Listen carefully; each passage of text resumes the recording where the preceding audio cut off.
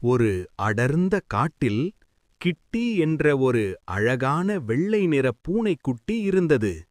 கிட்டிக்கு மீன் ரொம்ப பிடிக்கும். ஆனா மீன் பிடிக்கத் தெரியாது. ஒரு நாள் ஆற்றோரம் தனியா அமர்ந்து பசிக்க பசிக்க கண்ணீருடன் நீரையே பார்த்து கொண்டிருந்தது.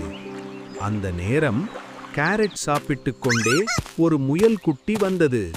கிட்டி, ஏன் இவ்வளவு வருத்தமாயிருக்க என்று கேட்டது. எனக்கு பசி, ஆனா என்னால மீன் பிடிக்க முடியல என்று கிட்டி அழுதது. முயல் கொஞ்சம் யோசித்தது. பிறகு தன்னிடம் இருந்த கேரட்டில் பாதியை உடைத்து கிட்டிக்கு கொடுத்தது. மீன் இல்லனா என்ன, நம்ம இருவரும் சேர்ந்து இதை சாப்பிடலாமே என்றது.